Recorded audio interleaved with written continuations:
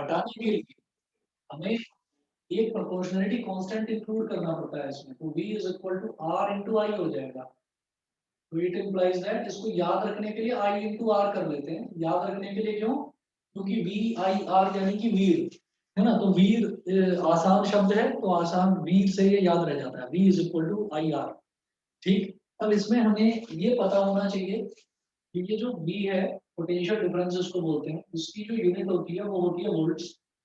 ये जो I है, जो करंट होता है, इसकी यूनिट होती है बेटा एम्पियर्स। इसको शॉर्ट में सिर्फ V लिख देते हैं, एम्पियर्स को शॉर्ट में A लिख देते हैं। और जो रेसिस्टेंस है, रेसिस्टेंस की यूनिट होती है बेटा ओम्स, OHMS। और इसका सिंबल ये होता है ऐसे, ओम, ये होता है इसका सिंबल। ठीक है, अब इस पर किस तरीके के क्वेश्चंस आते हैं वो देखते हैं जरा। एक क्वेश्चन नोट करेंगे, क्वेश्चन नंबर 1। ओम्स लॉ पर बेटा न्यूमेरिकल्स आते हैं एग्जाम में, तो आप नोट करें क्वेश्चन नंबर 1। क्वेश्चन नंबर 1 है, potential difference between two points of a wire.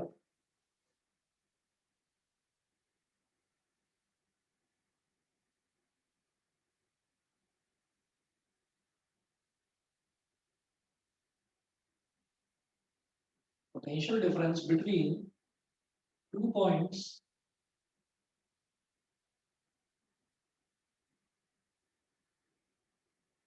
potential difference between 2 points of a wire carrying 2 ampere current, carrying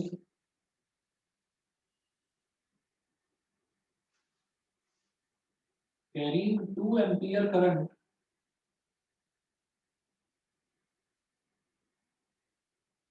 potential difference between 2 points of a wire carrying 2 ampere current is 0.1 volt,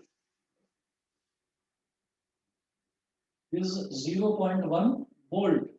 ये इन्होंने question में दे रखा है AMPERE पूरा लिखकर। वो question में जरूरी नहीं है कि आपको एम्पियर पूरा लिखकर दें, वो कैपिटल ए भी दे सकते हैं सिर्फ। ठीक है, वोल्ट के लिए VOLT लिख कर दिया है, वो सिर्फ कैपिटल वी भी लिख सकते हैं, 0.1 V, तो वही आपका वोल्ट हो जाएगा पूरा। ठीक, तो 2 एम्पियर करंट है और 0.1 वोल्ट है। Calculate the resistance between these points. Calculate the resistance between these points।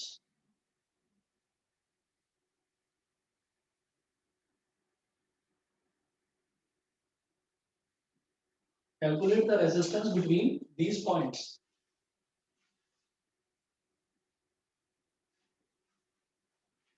तो कैसे निकालेंगे? आप सीधा सीधा यहाँ पर लिखेंगे कि मेरे पास क्या क्या चीजें मुझे दे रखी हैं। एक तो पोटेंशियल डिफरेंस दे रखा है 0.1 volt, V is equal to 0.1 volt दे रखा है, और I यानी कि करंट ये कितना दे रखा है 2 एम्पियर। याद रखिएगा, हम पोटेंशियल डिफरेंस को कॉमन लैंग्वेज में वोल्टेज भी बोल देते हैं। तो हो सकता है क्वेश्चन में कई बार आपको पोटेंशियल डिफरेंस लिख कर दे, वो कई बार वो बोले कि वोल्टेज इतनी है ना। तो जो वोल्टेज है और पोटेंशियल डिफरेंस है एक ही बात है, उसकी यूनिट जो है वो V ही होगी, यानी कि वोल्ट से ही होगी उसकी यूनिट। तो मैं यहाँ पर मेंशन करूंगा V है, I है, और वो क्या पूछ रहे हैं कि आप रेसिस्टेंस निकालिए। तो हम ये कहेंगे बाय यूजिंग ओम्स लॉ,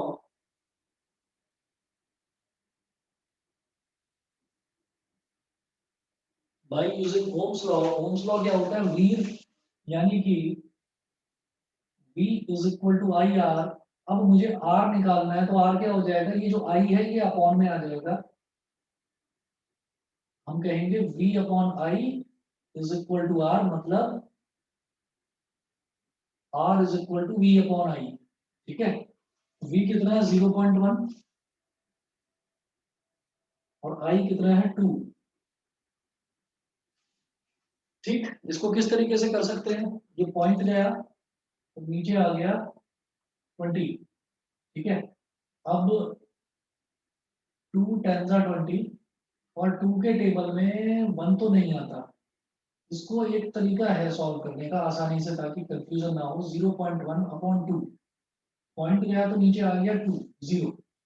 अब एक जीरो और लगा दो, और एक जीरो ऊपर लगा दो। बेटा कर सकते हैं, बताओ इस तरीके से। अगर मैं एक जीरो ऊपर लगा दूं और एक जीरो नीचे लगा दूं, करा जा सकता है ना ऐसे? Yes sir. ठीक है, ये मैं क्यों कर रहा हूँ, क्योंकि 200 का तो 200 हो गया और 25 का हो गया 10, तो ये मेरे पास आ गया 5/100।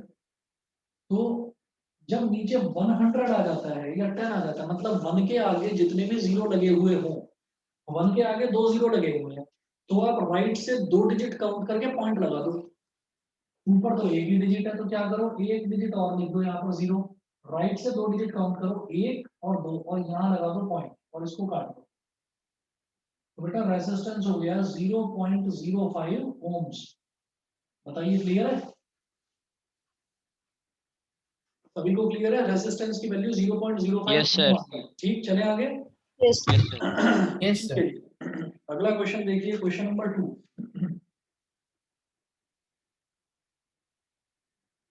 क्वेश्चन नंबर 2 में है a simple electric circuit.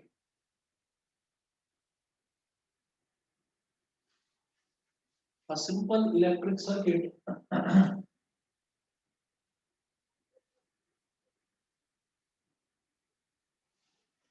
a simple electric circuit has a 24-volt battery and a resistor of 60 ohms. Has a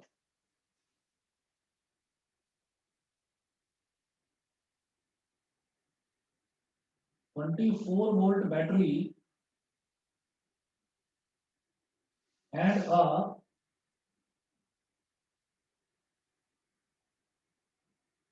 resistor. A simple electric circuit has a 24-volt battery, and a resistor of 60 ohms.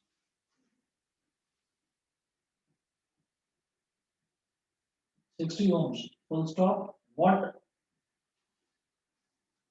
will be the current in the circuit?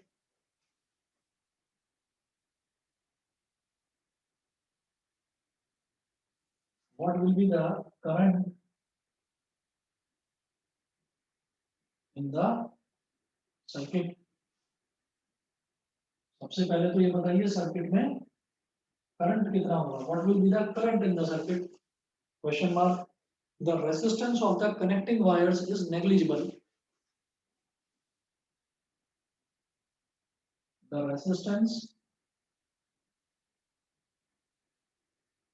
Of the connecting wires is negligible.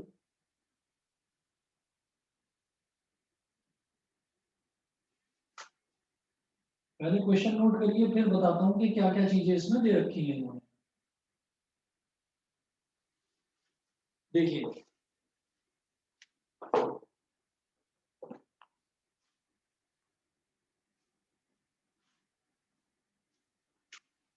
a simple electric circuit has a 24-volt battery and a resistor of 60 ohms। ठीक है, तो battery जो है वो 24 volt की दे रखी है। तो यानी कि जब वोल्ट दे रखा हो तो आप समझ जाइएगा मुझे पोटेंशियल डिफरेंस यानी कि वोल्टेज दे रखी है, पहली चीज तो ये। दूसरा, रेसिस्टेंस दे रखा है 60 ओम्स। बहुत बढ़िया, मेरे पास रेसिस्टेंस है, मेरे पास वोल्टेज है, मैं करंट तो बड़े आराम से निकाल लूंगा, मुझे ओम्स लॉ पता है, V is equal to I R. तो अगर मुझे आई निकालना है तो आई क्या हो जाएगा, V अपॉन आर हो जाएगा, मैं निकाल लूंगा। फिर इन्होंने बोला what will be the current in the circuit, वो तो हो जाएगा। The resistance of the connecting wires is negligible. तो कई बार क्या होता है कि वो आपको कनेक्टिंग वायर्स का भी कुछ रेजिस्टेंस दे देते हैं, है ना, कि जो कोई सर्किट के कंपोनेंट्स हैं, सर्किट के कंपोनेंट्स मान लीजिए छोटी छोटी, कोई हमने एक दो बल्ब लगा रखे हैं, एक दो ट्यूबलाइट्स लगा रखी हैं, तो ये जो छोटे छोटे कंपोनेंट्स होते हैं ना, हम इसको टेक्निकल टर्म्स में रेजिस्टेंस बोल देते हैं। आप ये समझ लीजिए कि जैसे मेरे घर में पंखा चल रहा है तो पंखे का कुछ रेजिस्टेंस है, मेरे घर में बल्ब जल रहा है तो बल्ब का कुछ रेजिस्टेंस है, और लाइट जल रही है, ट्यूबलाइट जल रही है तो उसका कुछ रेजिस्टेंस है, टीवी चल रहा है उसका कुछ रेजिस्टेंस है। तो हम हर एक कंपोनेंट को अलग अलग अलग अलग दिखाने से बेटर ये समझते हैं कि हम ये बोल रहे हैं कि कोई कॉमन तो प्रॉपर्टी होती होगी उनकी। हाँ, एक कॉमन प्रॉपर्टी होती है इन सारे इलेक्ट्रॉनिक इक्विपमेंट्स की, कि ये इलेक्ट्रिक करंट को कंज्यूम करते हैं, अपने अंदर रेसिस्ट करते हैं। ठीक है, तो कोई भी इलेक्ट्रॉनिक कंपोनेंट जो अपने अंदर इलेक्ट्रॉनिक, ये जो इलेक्ट्रिसिटी होती है, इलेक्ट्रिसिटी को कंज्यूम करता है, रेसिस्ट करता है अपने अंदर, तो हम उसको बोलते हैं कि वो रेसिस्टेंस ऑफर कर रहा है। रेसिस्टेंस यानी कि रुकावट पैदा कर रहा है, किसमें? करंट के फ्लो में। समझ गए? करंट के फ्लो में जहां भी रुकावट पैदा होगी वहां एनर्जी कन्वर्जन होगा कुछ ना कुछ। करंट के फ्लो में रुकावट पैदा करी पंखे ने, तो एनर्जी कन्वर्ट हो गई मैकेनिकल एनर्जी, पंखे ने घूमना शुरू कर दिया। करंट के फ्लो में रुकावट पैदा कर दी एक ट्यूबलाइट ने, तो ट्यूबलाइट के अंदर जो ट्यूबलाइट का एलिमेंट है वो ग्लो करने लगेगा, ठीक है। तो एनर्जी कन्वर्जन हुआ कि electric energy is converted into light energy. Fan के केस में electric energy is converted into mechanical energy, मतलब वो घूमने लगा। तो जहां कहीं भी करंट को रेसिस्ट करा जाता है यानी कि रोका जाता है, उस चीज को मैं बोल देता हूँ रेसिस्टेंस। तो हम दुनिया में जितने भी इलेक्ट्रॉनिक इक्विपमेंट्स यूज करते हैं, वो सारे इक्विपमेंट्स हमें क्या दे रहे हैं, वो रेसिस्टेंस दे रहे हैं। तो मेरा जो टीवी है, मेरे टीवी का अगर आप टीवी का अपना देखेंगे, घर में जो टीवी है आपके, आप टीवी को पीछे पलट पलट कर देखेंगे तो उसके ऊपर लिखा होगा 40 30 कुछ भी ओम्स लिखा हुआ होगा, ऐसे लिखा हुआ होगा उसके पीछे 40 ओम्स, ये लिखा होगा। तो ये पता चल जाएगा आपको उसको देख के कि अरे मेरा टीवी इतना रेजिस्टेंस करंट को इतना रोक रहा है। ट्यूबलाइट के पीछे आप देखेंगे बहुत छोटे छोटे अक्षरों में लिखा रहता है। फैन का बॉक्स आता है तो कोई भी उसको पढ़ता नहीं है। आपने घर में कोई नया फैन लगा है, डब्बे को फेंक दिया जाता है, फैन को इलेक्ट्रिशियन आता है इंस्टॉल कर देता है, कोई नहीं देखता कि उस पर रेजिस्टेंस क्या लिखा हुआ है। लेकिन अब आप क्योंकि 10th क्लास में आ गए हैं, आप ये चीज पढ़ रहे हैं, ठीक, तो आप लोग अब क्यूरियोसिटी आपकी बढ़ेगी। कोई भी नया electronic equipment whether it is a mobile phone और लैपटॉप, तो आप उसमें देखेंगे जरूर कि उसमें ओम वैल्यू जरूर लिख रखी होगी उसकी कि वो कितना करंट को रोक रहा है, कितना करंट को कंज्यूम कर रहा है। तो खैर, ये लंबी चौड़ी कहानी, और आगे भी पढ़नी है हमें इस चैप्टर में। इस क्वेश्चन पर आते हैं, the resistance of the connecting wires is negligible. तो कई बार क्या होता है कि हमने जो रेजिस्टेंसेस लगा रखे हैं, यानी कि पंखा, ट्यूबलाइट, फैन और एसी कुछ भी हमने लगा रखा है, तो उनको कनेक्ट करने वाले जो वायर्स है ना, उन वायर्स का भी रेजिस्टेंस कुछ होता है, वो भी कुछ ना कुछ बिजली अपने अंदर कंज्यूम करते हैं वायर्स। तो हम ये कहते हैं कि टोटल रेजिस्टेंस कितना हो गया सर्किट का। सर्किट क्या, अरे मेरा जो कमरा है, मेरे कमरे के अंदर क्या क्या लगा हुआ है, मेरे कमरे के अंदर एक बल्ब लगा हुआ है, एक ट्यूबलाइट लगी हुई है, एक फैन लगा हुआ है। तो my circuit consist of 3 types of resistances, एक बल्ब का रेजिस्टेंस, एक ट्यूबलाइट का रेजिस्टेंस और एक फैन का रेजिस्टेंस। मेरी बात समझ में आ गई। तो मेरा जो रूम है, ये रूम ही एक सर्किट है, समझ गए कि नहीं। Yes sir. इतना सबको समझ में आ गया ना। चलिए अब मैं इसके बाद ये कहता हूँ कि रेजिस्टेंस होता है कनेक्टिंग वायर्स नेग्लिजिबल। वायर का कोई रेजिस्टेंस नहीं है। अगर वायर का रेजिस्टेंस दे रखा होता तो इसे 60 ओम में जोड़ देते हैं, ऐड कर देते हैं, ठीक, वो नहीं दे रखा।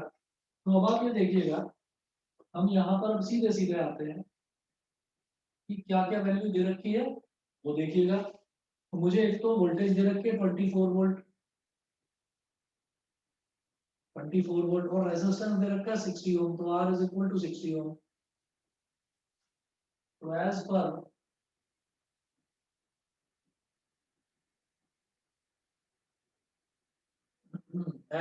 Ohm's law, V is equal to IR, है ना, V is equal to IR हो गया। अब निकालना क्या है, करंट निकालना है, तो भैया R को नीचे ले आओ, तो I is equal to क्या हो गया, V अपॉन R, ठीक, वैल्यू डाल दो। V कितना है 24 और R कितना है 60, तो 12 2 जा 24, 12 5 जा 60। 5 के टेबल में 2 नहीं आता तो 0 हो गया, लेकिन पॉइंट लगा के एक 0 लगाएंगे तो 20 हो जाएगा। 5 4 जा 20, तो आई कितना हो गया 0.4 कैपिटल ए मतलब एम्पियर्स। बताइए समझ गए। Yes sir. Yes sir. ठीक है। और बताइए Ashutosh, Disha, Divyanshi, Rajnandini. Yes sir. Yes sir. Clear है सभी को। चलिए आगे चलते हैं। ये हमारा था क्वेश्चन नंबर 2। क्वेश्चन नंबर 2 के बाद में अगला देखूंगा question number 3।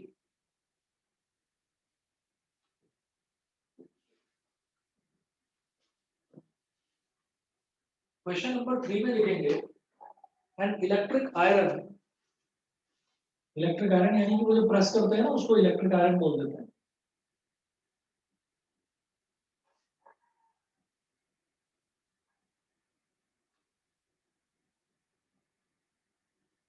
An electric iron draws a current of 3.4 ampere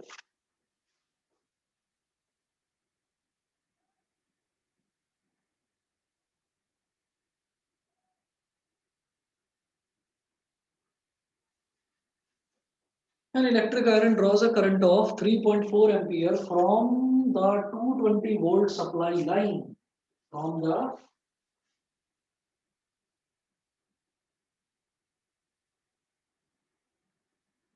220 volt supply line,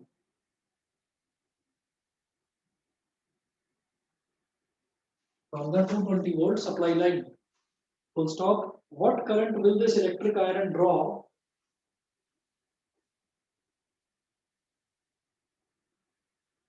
What current will this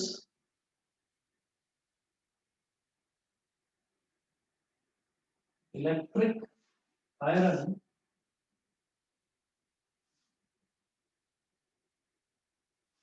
what current will this electric iron draw when connected to 110 volt supply line? When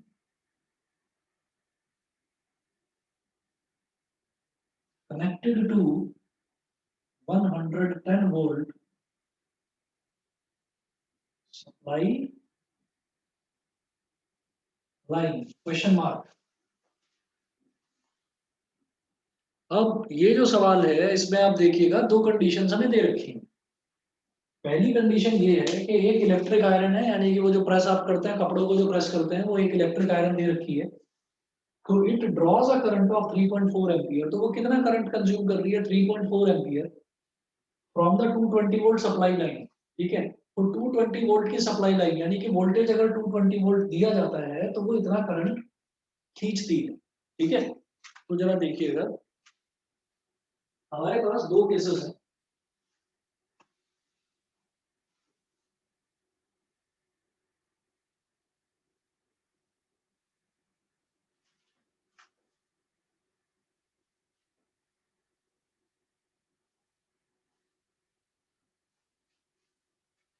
दो cases हैं।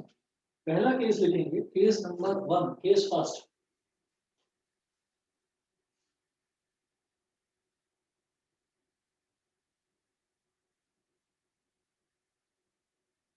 Case first, when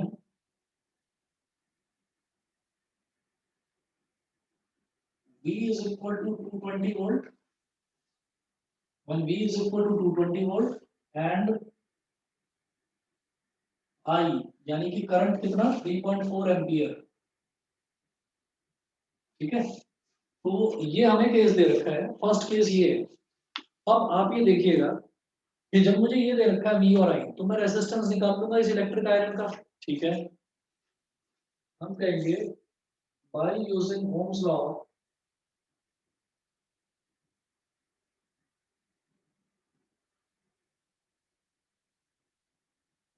V is equal to IR, by using Ohm's law V is equal to IR, तो resistance क्या हो जाएगा? V upon I.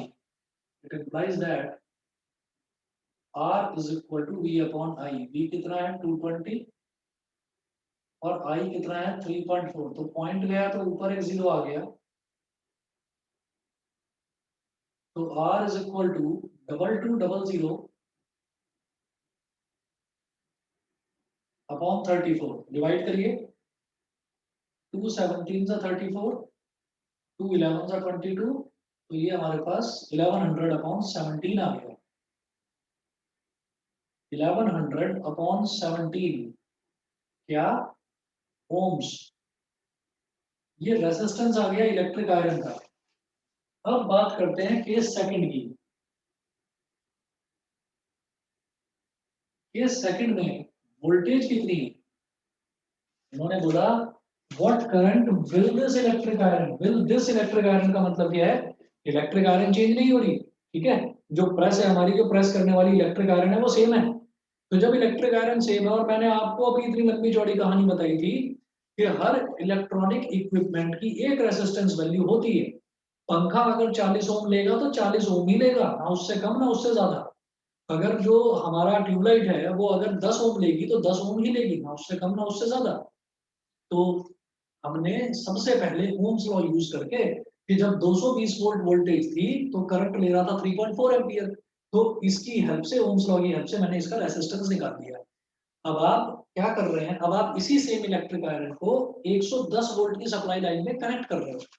ठीक है, यानी कि अब आपने वोल्टेज इसको कितनी सप्लाई करी 110 वोल्ट, और बेटा resistance is not going to change, वो हर एक डिवाइस का सेम होता है। तो 1100 अपॉन 17 ओम्स, ये इसका रेसिस्टेंस हो गया। वो पूछ रहे हैं कि what current will this electric iron draw, आप समझ ही गए होगे कि जब मेरे पास V है, मेरे पास R है, तो मैं I निकाल लूंगा, ठीक है ना, बाय यूजिंग ओम्स लॉ। चलिए करते हैं इसको नेक्स्ट। मैं इधर लिख रहा हूँ।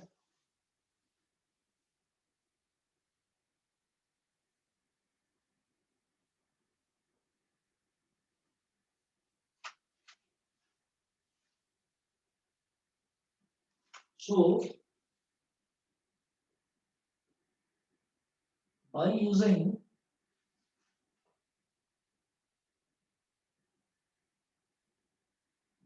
Ohm's law, V is equal to IR,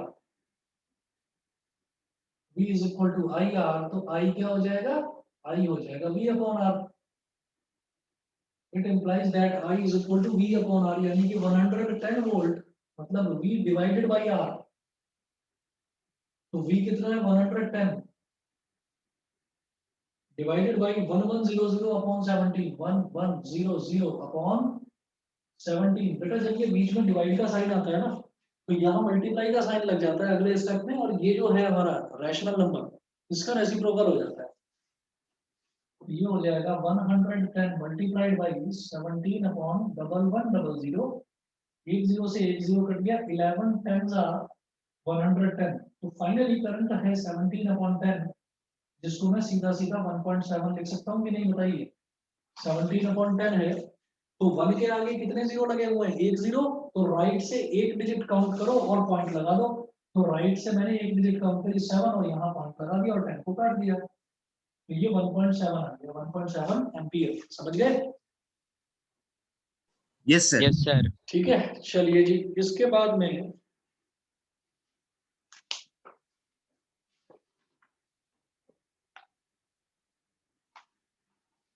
में हम ये देखेंगे कि जो हमने ओम्स लॉ में देखा, ओम्स लॉ का जो पहला स्टेटमेंट ही था, वो पहला स्टेटमेंट ये था कि keeping the temperature constant, the current flowing through any conductor is directly proportional to the potential difference across its ends। तो जो करंट है वो पोटेंशियल डिफरेंस के डायरेक्टली प्रोपोर्शनल होता है, ये हमने देखा किसमें, ये हमने देखा ओम्स लॉ। तो क्या इसको एक्सपेरिमेंटली वेरीफाई करा जा सकता है? तो बेटा एक ना ग्राफ वाले कभी कभी क्वेश्चंस आ जाते हैं और वो फालतू में बच्चे उसमें बिना मतलब कंफ्यूज हो जाते हैं। उन क्वेश्चंस में बिल्कुल कंफ्यूज होने की जरूरत नहीं है। जो हमारा V है, यानी कि जो हमारा पोटेंशियल डिफरेंस है, और जो करंट है I, ये दोनों हमेशा डायरेक्टली प्रोपोर्शनल होते हैं। डायरेक्टली प्रोपोर्शनल का मतलब ये है कि मैं V को बढ़ाऊंगा तो I भी बढ़ेगा, मैं I को बढ़ाऊंगा तो V भी बढ़ेगा। इसका उल्टा कर लेते हैं कि अगर मैं V को कम करूंगा, पोटेंशियल डिफरेंस कम करूंगा, तो करंट भी कम होगा। और इसका लाइव एग्जांपल अभी के अभी देखो, मैंने अभी इस क्वेश्चन में कराया। देखो केस फर्स्ट में वोल्टेज कितना था 220 220, तो करंट कितना था 3.4। ठीक है, आपने वोल्टेज को हाफ कर दिया, आधा कर दिया। क्या कर दिया आपने वोल्टेज को अगले स्टेप में 110, तो करंट भी आधा हो जाएगा। 3.4 का आधा ही होता है 1.7, करके देखो। समझ गए? 34 को आप 2 से डिवाइड करोगे 17 ही आएगा, तो 3.4 का हाफ जो है वो कितना हो गया 1.7। तो इससे ये समझ में आता है कि ये तो डायरेक्टली प्रोपोर्शनल है, मतलब आप अगर वोल्टेज बढ़ाओगे तो करंट भी बढ़ जाएगी, आप अगर वोल्टेज कम करोगे तो करंट भी कम हो जाएगी। समझ में आ रहा है? Yes sir. Yes, sir. हाँ, ये चीज समझ में आ रही है। तो अब इसी चीज को कई बार क्या होता है कि जब हम साइंस पढ़ते हैं ना, तो साइंस में ये होता है कि कोई भी चीज हमें दे रखी है डायरेक्टली प्रोपोर्शनल, या कोई भी चीज हमें दे रखी है इनवर्सली प्रोपोर्शनल, कोई भी रिलेशन दे रखा है, उस रिलेशन को अगर आप ग्राफिकली रिप्रेजेंट कर सकते हैं, तो माना जाता है कि हाँ आपको कॉन्सेप्ट बहुत अच्छे तरीके से समझ में आ गया। किसी भी चीज को ग्राफिकली जब रिप्रेजेंट करते हैं, तो हम ये कहते हैं कि हाँ अब ये चीज जो है ये थोड़ी सी और इंफॉर्मेटिव है, इस चीज को देखकर हम और अच्छे से किसी भी चीज को समझ सकते हैं या समझा सकते हैं। तो आप अगला इसी में टॉपिक, हालांकि एक बार समझेंगे तो आपको बड़ा आसान लगेगा, और ये चीज अगर आपने नहीं पढ़ी और डायरेक्टली एग्जाम में क्वेश्चन आ गया तब आप घबरा जाओगे कि ये क्या चीज पूछी है। बेहद आसान है। आप नेक्स्ट टॉपिक लिखेंगे,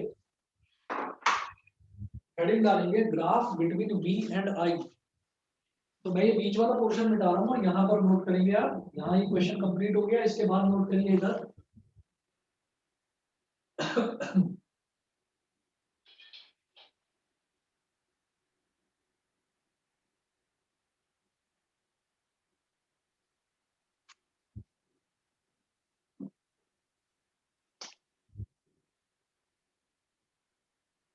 graph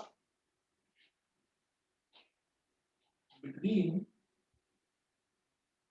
we and I.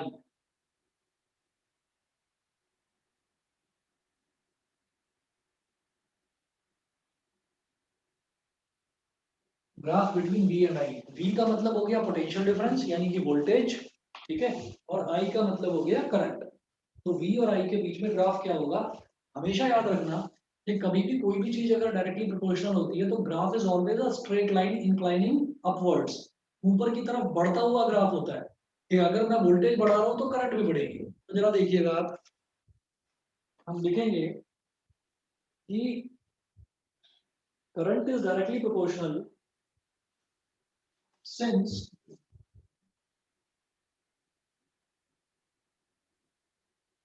current is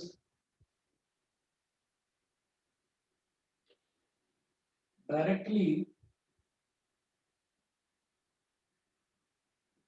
proportional to the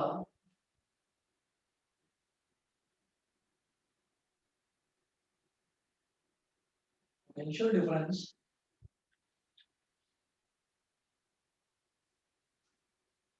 so graph between V and I is always a straight line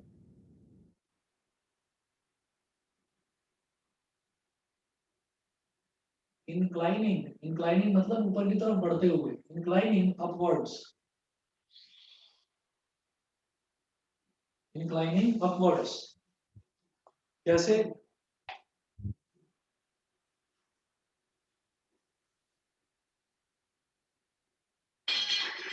इधर जो V है x एक्सिस पर आपने दिखा दिया V यानी कि वोल्टेज, और y एक्सिस पर आपने दिखा दिया I मतलब current.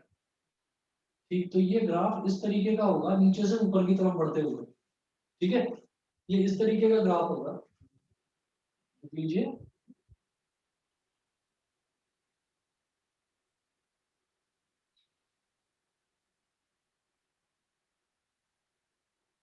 Graph between V and आई,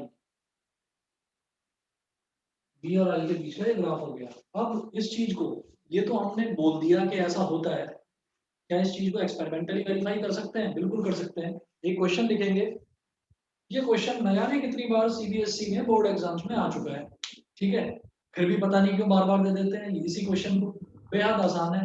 हाँ, इतना जरूर है कि कुछ ना कुछ जो एग्जामिनर होता है, जो टीचर होते हैं, जो पेपर सेट करते हैं, वो भी कहीं ना कहीं स्टूडेंट्स की साइकोलॉजी पढ़ लेते हैं। उनको लगता है कि ये ग्राफ वाली चीज है, स्टूडेंट्स को लगता है कि ये ग्राफ वाली चीज है, शायद ये एग्जाम में पूछी नहीं जाएगी, बच्चे उसको छोड़ के चले जाते हैं और वही चीज आ जाती है पेपर। आपके साथ भी न जाने कितनी बार हुआ होगा, सारा चैप्टर कर लिया, एक चीज छोड़कर चले गए, वही आ जाती है एग्जाम में। तो ये उसी तरीके की चीजें हैं जिनको आप छोड़कर चले जाते हैं। तो देखिएगा, एक क्वेश्चन है, एक्सपेरिमेंट बेस्ड क्वेश्चन है। तो क्या है, पहले क्वेश्चन नोट करेंगे। क्वेश्चन है the values of current I, question number 4।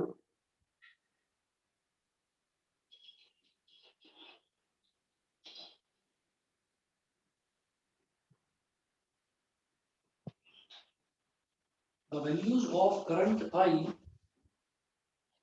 flowing through a coil for the flowing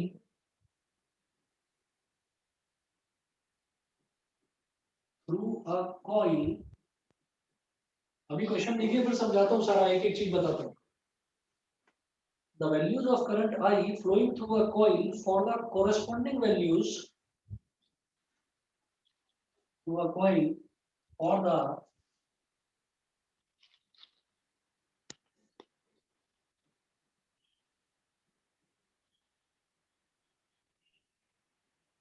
corresponding values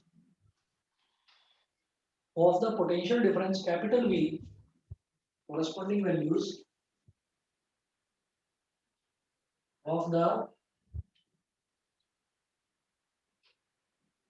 potential difference or the corresponding values of the potential difference capital V across the coil are shown below. Potential difference capital V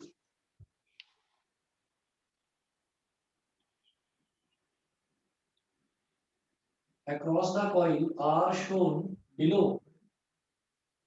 एक data दे रखा है, experimental data I यानी कि current amperes में, V यानी कि voltage volts में। ये डेटा कुछ ऐसा दिया है 0.05 0.85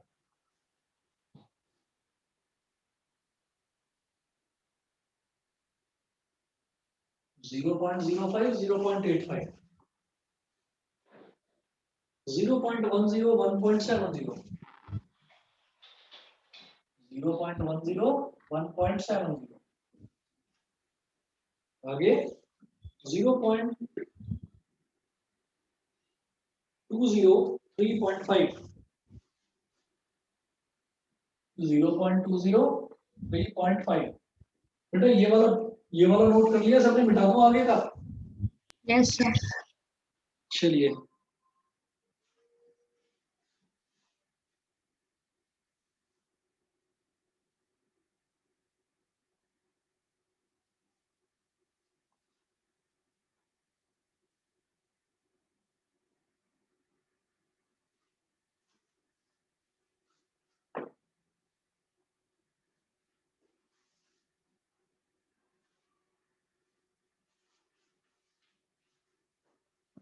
उसके बाद 0.30 और 5.0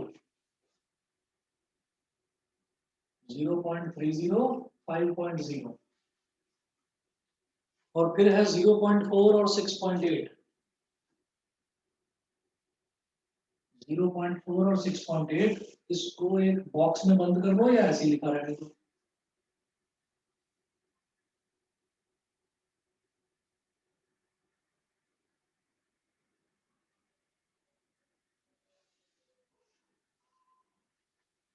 plot a graph between V and I and calculate the resistance of the coil। Question ये है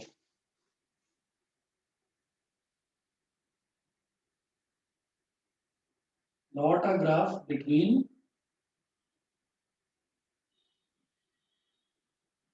V and I, plot a graph between V and I and calculate the resistance of the coil and calculate the resistance of the coil। अब देखिएगा इतनी सारी चीजें शुरू में ही हमको अभी तो हमने इलेक्ट्रिसिटी पढ़ना शुरू करा, इतनी सारी चीजें पूछ ली गई हमसे, क्या क्या पूछना है कुछ समझ में नहीं आ रहा। देखिए क्या है इसमें कि सबसे पहले तो मैं यही देखूंगा the values of current I flowing through a coil. भाई ये कॉइल क्या है, ये कॉइल क्या चीज आ गई, ये तो मुझे नहीं समझ में आ रहा। आप देखिएगा कि कोई भी हमारा जो इलेक्ट्रॉनिक इक्विपमेंट होता है ना, अगर कभी देखा हो कि फैन कभी खराब हुआ हो और आपने उस फैन को कभी खुला हुआ देखा हो कि उसको मतलब जो उसके जो ब्लेड्स हैं, ब्लेड्स अलग कर दिए जाते हैं और जो बीच का जो वो गोल हिस्सा होता है उसको अगर जब इलेक्ट्रिशियन कभी खोलता है तो उसके अंदर आप देखेंगे कि वायर जो है वो बहुत सारे वायर लिपटे हुए होते हैं। ठीक है, उसको हम कहते हैं कि फैन की वायरिंग है। कभी अगर ट्यूबलाइट फूट गई हो, गलती से टूट गई हो, तो आपने देखा होगा कि उसके अंदर बहुत सारी स्प्रिंग की तरह वायर जो है वो इस तरह से लिपटे रहते हैं जैसे कि कोई कॉइल हो। ठीक, तो इस तरीके से इन्होंने बोला the value of current I flowing through a coil तो जितने भी इलेक्ट्रॉनिक इक्विपमेंट्स होते हैं उनके अंदर वायर्स जो है वो कॉइल की तरह लिपटे हुए होते हैं, समझ गए। तो इस वजह से किसी भी इलेक्ट्रॉनिक इक्विपमेंट में अगर करंट फ्लो कर रहा है तो इसका मतलब उसके अंदर कोई छोटी सी बारीक सी कॉइल है जिसके अंदर करंट फ्लो करता है। यहाँ तक समझ में आ गया सबको? यहाँ तक सभी को समझ में आ गया कि कॉइल का मतलब क्या है यहाँ पर? Yes, sir. Yes. ठीक है, यस सर। अच्छा। अब इसके बाद ये बोल रहे हैं कि उस कॉइल में जो करंट है, करंट की वैल्यू अगर 0.05 है तो वोल्टेज 0.85 है। अगर करंट की वैल्यू 0.10 है तो वोल्टेज 1.70 है। करंट अगर 0.20 है तो वोल्टेज 3.5। करंट अगर इतना तो वोल्टेज इतना, करंट अगर इतना तो वोल्टेज इतना, ये दे रखा है। तो बोल रहे हैं plot a graph between V and I, तो वी और आई के बीच में ग्राफ ही तो बनाना है। तो एक्स एक्सिस पर वोल्टेज ले लो, वाई एक्सिस पर करंट को ले लो, बना लो ग्राफ। आप ये देखिएगा कि ये वाली वैल्यूज किस तरह से बढ़ रही हैं। करंट की वैल्यूज 0.05, फिर 0.10, तो 0 पॉइंट के बाद में 5, फिर 10, फिर 20, फिर 30 और फिर 0.4 को मैं 0.40 भी बोल सकता हूँ। तो 5 के बाद में 10, 20, 30, 40, तो आप क्या करें, करंट जो है, करंट में तो आप 0.05 का गैप लेते चले जाओ, ठीक है। वाई एक्सिस पर दिखा दो करंट को और एक्स एक्सिस पर दिखा दो वोल्टेज को। भाई वोल्टेज में कितना आ रहा है, वोल्टेज की 0.85 सबसे छोटी वैल्यू है, फिर 1.70, फिर 3.5, फिर 5.0, फिर 6.8। तो ये तो 0.85 से बढ़ते बढ़ते और 6.8 तक जा रहा है। तो एक काम करते हैं, 0.85 अप्रोक्सीमेटली 1 के बराबर है और बढ़ते बढ़ते 6.8 लगभग लगभग 7 के नजदीक है। तो 7 डिविजन्स बना लो इसमें आप। मैं ऐसे बनाऊंगा ग्राफ, देखिएगा।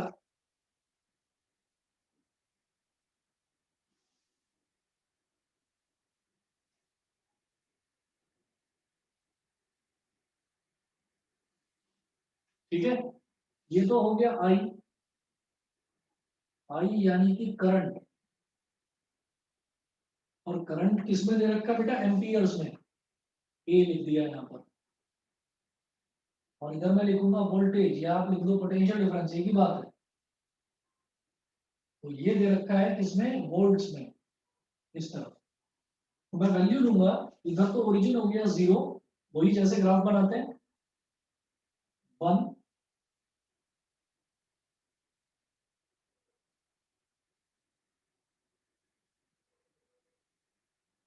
1, 2, 3, 4, 5, 6 और 7। 1, 2, 3, 4, 5, 6, 7, ये 7 वैल्यूज हो गई। और वाई एक्सिस पर मैं लूंगा 0.05, 0.10, 0.15, 0.20, 0.25, 0.30, 0.35 और 0.40। मैंने ये वैल्यूज ले ली यहाँ पर, ठीक है। अब ये क्योंकि मैं व्हाइट बोर्ड पर बना रहा हूँ, ये आप लोगों को जब भी कभी कोई ग्राफ वाला क्वेश्चन आएगा तो एग्जाम में आपको ग्राफ का पेपर जरूर मिलेगा, ग्राफ पेपर जरूर मिलेगा। उस पर आप बनाएंगे तो बहुत एक्यूरेट बनेगा। मेरा शायद उतना एक्यूरेट ना बन पाए, फिर भी मैं कोशिश करता हूँ। देखिएगा, सबसे पहले जब वोल्टेज 0.85 है तो 0.85 यानी कि 1 से थोड़ा सा कम है जब वोल्टेज, तो करंट है 0.05। तो 1 से थोड़ा सा कम 0.85 यहाँ मान लो, तो इसके कॉरेस्पॉन्डिंगली करंट हमारा 0.05। तो ये ऐसे हो गया, ऐसे करके मैंने यहाँ पर एक डॉट लगा लिया। बताइए जी, समझ गए सभी बच्चे? फिर 1 से Yes, थोड़ा सा sir. कम है वोल्टेज यानी कि 0.85, तो 0.85 पर मैंने ऐसे एक्सिस के पैरेलल एक लाइन ड्रॉ करी और 0.05 से मैंने एक्स एक्सिस के पैरेलल एक लाइन ड्रॉ करी। जहां पर दोनों मिल जाएंगे वो पहला पॉइंट हो गया हमारा। ये समझ गए? विदित क्लियर है? विदित बताइए, क्लियर है इतना? नहीं है विदित। राजनंदिनी क्लियर है? Yes, sir. ठीक है, दिव्यांशी, दिशा, Yes, sir. Yes, sir. अमन, Yes, sir. आशुतोष क्लियर है? Yes sir. ठीक है, विदित किधर हो, क्लियर है कि नहीं? यस सर सॉरी मैं चलिए ठीक है। अब जरा देखो अगली वैल्यू देखूंगा मैं, अगली वैल्यू है 1.70। 1.70 यानी कि 1.7 मान लो, पॉइंट के आगे का जीरो लिखना कोई खास जरूरी नहीं होता, तो 1.7 बोलो या 1.70 बोलो एक ही बात है। तो ये 2 से थोड़ा सा कम है, तो लगभग लगभग यहाँ पर ले लो आप इसको, 1.7 को यहाँ ले लो, और 1.7 पर वैल्यू कितनी आ रही है 0.10। तो यहाँ से एक वाई एक्सिस के पैरेलल लाइन ड्रॉ करी ऐसे, और ऐसे यहाँ से एक एक्स एक्सिस के पैरेलल लाइन ड्रॉ करी डॉटेड लाइन ऐसे, ये दोनों यहाँ मिल जाएंगे, तो यहाँ पर मैंने एक डॉट लगा दिया एक और। उसके बाद देखिएगा अब 3.5 पर वैल्यू है 0.20, तो 3.5 कहाँ होगा एग्जैक्टली 3 और 4 के बीच में, यहाँ पर हो गया। तो यहाँ पर वैल्यू कितनी आ रही है 0.20, तो 0.20 से एक डॉटेड लाइन ऐसे ड्रॉ करिए, और 3.5 से एक ऐसे करिए।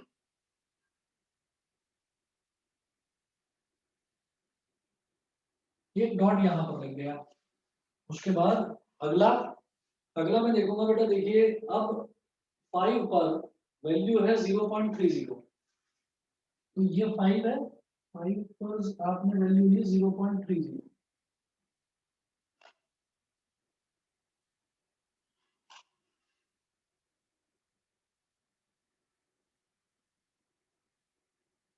ये हो गया 5 पर वैल्यू हो गई 0.30।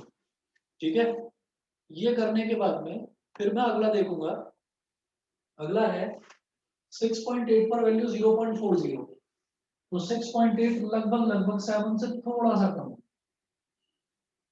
0.40।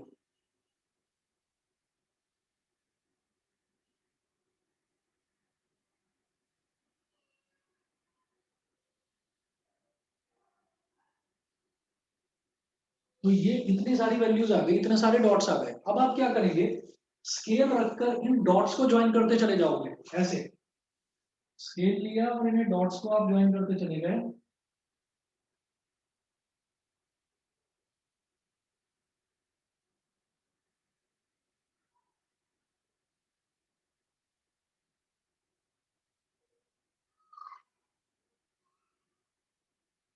और आप ये देखेंगे, थोड़ा सा इसको पीछे भी एक्सटेंड कर लो, आप ये देखोगे कि जो हमें बताया गया था कि v और i के बीच में एक स्ट्रेट लाइन बनता है हमेशा ग्राफ इंक्लाइनिंग अपवर्ड्स, वैसा ही ग्राफ बन गया कि नहीं बन गया, बताइए, क्लियर है सभी को? Yes, sir. ठीक है, तो एक तो इन्होंने ग्राफ आपको बनाने के लिए बोला था, तो ग्राफ तो बन गया ऐसा। उसके बाद वो बोलते हैं, उन्होंने बोला and calculate the resistance of the coil, मतलब मुझे कॉइल का रेजिस्टेंस भी कैलकुलेट करना है। तो रेजिस्टेंस क्या होता है, हम ये कहेंगे, इधर लिखूंगा,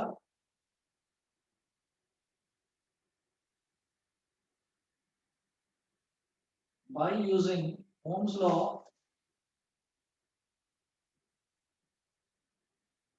by using Ohm's law V is equal to IR। तो यहां से R की वैल्यू क्या हो गई, R की वैल्यू हो गई बेटा V upon I, V is equal to IR, तो R की वैल्यू हो गई V अपॉन I। अब आप एक एक करके अपनी तसल्ली कर लो कि हमारी R की वैल्यू हर केस में सेम आती है या नहीं आती। ऐसा हो नहीं सकता कि हर केस में सेम ना आए। ठीक, आप देखिएगा, ये R is equal to V upon I है, तो मैं सबसे पहले ये वाली वैल्यू लेता हूँ V अपॉन I, तो R is equal to 0.85 upon 0.05, 0.85 upon 0.05। देखिए यहाँ पॉइंट के बाद 2 डिजिट है, यहाँ भी पॉइंट के बाद 2 डिजिट है, तो पॉइंट से पॉइंट पूरी तरह से कट गया, ऊपर नीचे कोई 100 लिखने की जरूरत नहीं है। तो 85 अपॉन 5 मुझे मालूम है 17 5 85 होता है, तो रेजिस्टेंस कितना आ गया 17 ओम। ये पहले केस में देखा है मैंने। ठीक, दूसरा केस, आपको तो केवल एक ही केस दिखाना है करके, ये तो मैं आपकी तसल्ली के लिए बता रहा हूँ कि आप कोई भी वैल्यू लेंगे रेजिस्टेंस सेम आएगा। हो सकता है थोड़ा बहुत पॉइंट ऊपर नीचे हो जाए मामूली सा, लेकिन अप्रोक्सीमेटली वो 17 ओम ही आएगा। अगला देखिए, अगला केस है 1.70 अपॉन 0.10, 1.70 अपॉन 0.10। यहाँ पर भी देखो पॉइंट के बाद 2 डिजिट है, इधर भी पॉइंट के बाद 2 डिजिट है, पॉइंट से पॉइंट कट गया तो 170/10, 0 से 0 कट गया तो केवल 17 ही तो बचा, 17 ओम।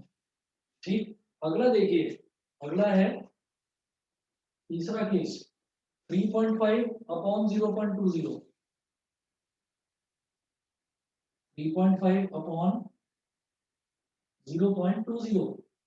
अभी बाद में 0 लिखने की कोई ऐसा जरूरत नहीं होती, तो इसको हटा दो आप।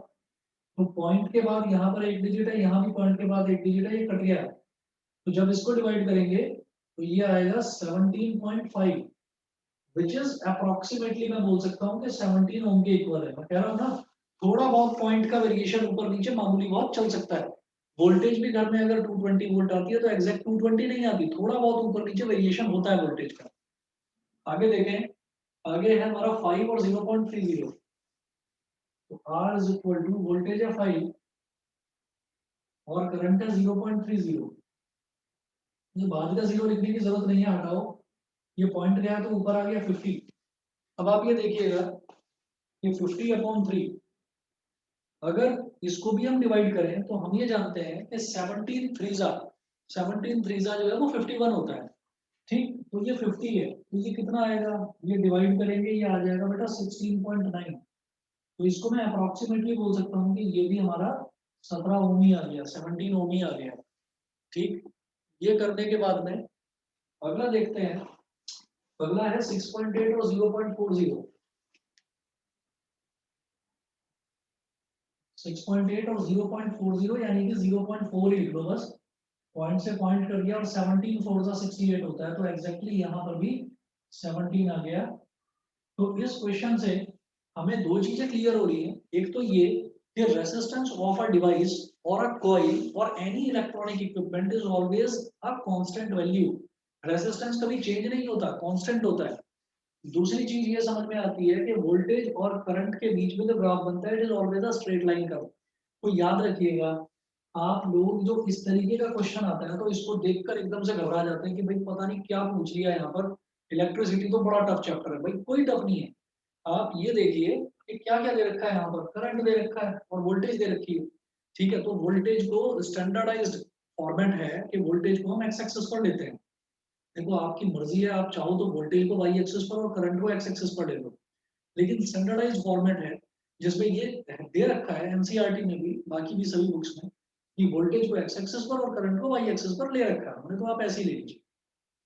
तो आप वोल्टेज को मार्क करिए अपने हिसाब से, जो आपको लगे कि सुटेबल स्केल, जो आपको ठीक लगे। ग्राफ बनाने आपको आते ही होंगे, ठीक, तो आपको जो सुटेबल स्केल लगे वो आप लीजिए। इसी तरीके से आप वाई एक्सिस पर जो भी सुटेबल स्केल लगे वो लीजिए। ग्राफ पेपर पर बनाएंगे, मेरा हो सकता है उतना एक्यूरेट ना आ रहा हो, आप ग्राफ पेपर पर बनाएंगे बिल्कुल एग्जैक्ट स्ट्रेट लाइन है। ठीक है, तो आपके पास ये जो एक्सपेरिमेंटल ऑब्जर्वेशन वाला क्वेश्चन आता है इसको छोड़ना मत, 5 नंबर का क्वेश्चन आएगा ये। ठीक, तो आप इसको छोड़िएगा मत, ये क्वेश्चन देखने में जितना टफ लगेगा उतना ही आसान है। देखिए ग्राफ ही तो है, ग्राफ बनाना तो सब बच्चे जानते ही है ना। Yes sir. ठीक है, तो इस क्वेश्चन से कोई टेंशन लेने की जरूरत नहीं है। उसके बाद अगला जो टॉपिक है, अगला टॉपिक है factors affecting the resistance of a conductor.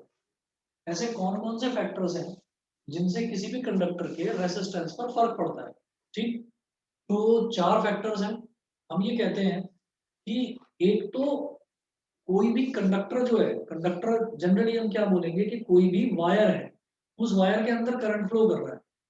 तो अगर उस वायर की मैंने लेंथ बढ़ा दी, ध्यान से सुनिएगा, 4 फैक्टर बताऊंगा आपको।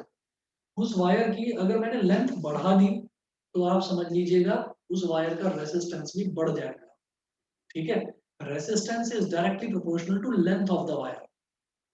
फिर हम ये कहते हैं कि जो भी वायर होता है वो सिलेंड्रिकल होता है, जैसे कि ये मार्कर दिखाई दे रहा है, सिलेंड्रिकल इन शेप, मतलब ऐसे देखो तो आपको एक स्ट्रेट लाइन नजर आती है और ऐसे देखो तो आपको एक सर्कल नजर आता है। गौर से देखिए, तो यहाँ से तो आपको एक स्ट्रेट लाइन नजर आ रही है और यहाँ से आपको एक सर्कुलर पाथ नजर आ रहा है।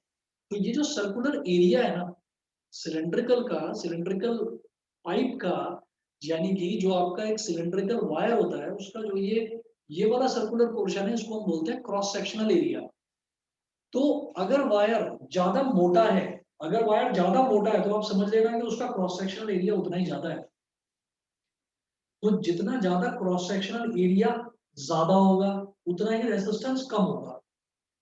दोबारा बताता हूँ, अभी मैंने दो फैक्टर्स बताए। पहला फैक्टर बताया लेंथ ऑफ कंडक्टर, अगर वायर की लेंथ ज्यादा होगी तो उसका रेजिस्टेंस भी ज्यादा होगा, अगर वायर की लेंथ कम होगी तो उसका रेजिस्टेंस भी कम होगा। मतलब resistance is directly proportional to length of wire.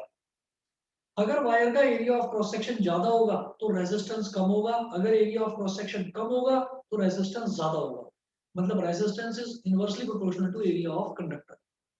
ये दो दो चीजें समझ में आ गई, दो फैक्टर्स क्लियर है। Yes sir. तीसरा फैक्टर होता है बेटा नेचर ऑफ मटेरियल, कि किस नेचर का बना हुआ है। जैसे मान लीजिए हम ये कहते हैं कि गोल्ड जो होता है, अगर गोल्ड का वायर बना लिया जाए तो गोल्ड के वायर में जितना आप करंट प्रोवाइड कराएंगे पूरा का पूरा करंट जो है वो दूसरे एंड पर डिलीवर कर देगा।